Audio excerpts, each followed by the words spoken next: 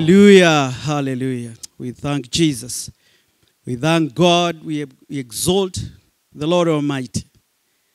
This is a wonderful day that He has granted to us once again. And by His grace, we are going to enjoy His work. Once again, I always say that any beautiful day is a unique day. And there is no any other day like that. Because all the days that have passed cannot be better than today. Today is the best day. And I thank God for being present in this day, having been kept by God and having been directed by God, inspired by the Holy Spirit, even to stand in a moment and a place like this to communicate what God desires that we may be able to understand, to hear, and even to follow. Because His word is there to keep us alive, to stir us up, and to make us grounded in His will. And it is a moment to share our love. Just embrace me. God bless you. May He continue doing good to us because He has set us on a moment like this to be able to push this gospel so that we may be able to teach ourselves, to encourage ourselves, and to put ourselves on track that we may not fall on the wayside. Hallelujah. I thank God and I bless God. At the Christ Center Sanctuary, this year is our year of establishment. And for us to be established, it means everything that we stand for and everything that we look towards, as far as our vision is concerned, our desire is concerned, will be grounded in a way that it will not wither, it will not fall off, it will hold ground despite the situation, regardless of how the seasons look. When you are established, it means you are set up. It's like being put on a firm foundation. That is what at Christ Center we are believing in, and that's what we are going to see, and that's what we are experiencing. Since this year started, it does not matter the situation. The COVID situation has not changed anything. It has only made us better. Now, we want to understand, how do we remain grounded? How do we remain established? And I want us to quickly look at Proverbs 12:3. Proverbs chapter 12, verses 3. And the Bible tells us, no one can be established through wickedness, but the righteous cannot be uprooted. The roots of the righteous endures forever. Praise the name of the Lord. He is saying that we are established in the sanctuary. We are established in our families. And we want to be established in the airwaves. But the Bible is cautioning us and advising us that no one can be established through wickedness. So when God tells us that we cannot and nobody can be established through wickedness, that means anything that is based on wickedness, it is temporal. It is something that cannot live. It cannot stay. It cannot stay to see tomorrow or the other day. So it is incumbent upon ourselves as we search God, as we settle for the establishment, that we should be established through righteousness. And therefore, we cannot be uprooted. We will be enduring forever. We'll be enduring for the longest time. Let us just read that verse for confirmation purposes because it is very important. Proverbs 12, verses 3. A man cannot be established through wickedness, but the righteous cannot be uprooted. Praise the name of the Lord. You cannot be established through wickedness. So all the things that we do that do not align with the will of God, that do not align with holiness, those things cannot make us get established. We cannot get established on those items. So we cannot be established through idle talk. We cannot be established through actions that do not add value to the kingdom of God. That is where we cannot. But if we are righteous, our establishment will be forever. It will endure forever. The Bible is saying that our roots, just like a tree, look at a tree and see how the roots are pressed. And when they get deeper and deeper, that means you cannot remove that tree from that position. Even if a strong wind comes, it cannot waver that tree. Even if a big storm comes, it cannot remove that tree. Even if a whole flood comes, it cannot remove that tree. So my brother, my sister, if you are righteous, even if the whole river comes down, it cannot take you down. because you are righteous. And what kind of rivers are we talking about? Seasons will come like COVID. COVID is a major river, is a major storm, and it is going to sweep the souls of many, minds of many. People are deprived. People are in depression. But if you are righteous, even if you have nothing left to you, even if you have nothing left, no job, no income, but you have a God in heaven whom you can look at, then you will be able to stand. Your heart cannot fail. You will not die of anxiety. You will not go and commit suicide. You are going to hold firm and wait for that blessed hope. And that's what keeps the righteous. So my dear, even if nothing works, remain righteous, and you shall be grounded in the name of Jesus. When you are righteous, if you are righteous, your roots are deep. They are down there. You are immovable.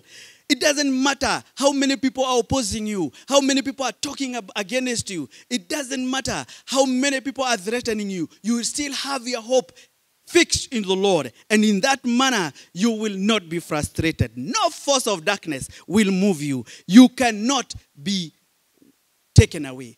And by the way, my dear, even if you are cut, for example, cut like a tree and thrown off balance completely. For example, like the way many of us are saying, our job is gone.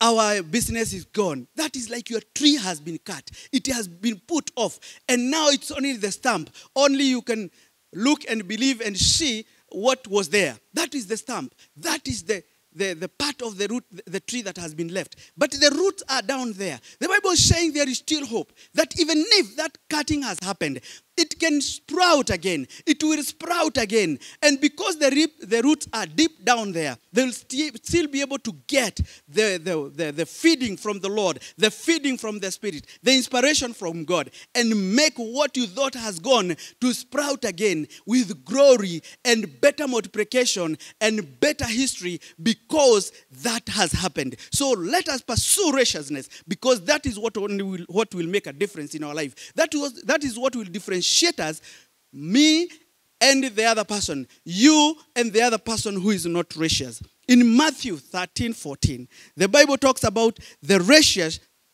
shall shine like the sun in the kingdom of their Father. Look at that. That the righteous shall shine like the sun in the kingdom of their Father. This is a huge promise, that you cannot talk about doom. There is no doom for the righteous.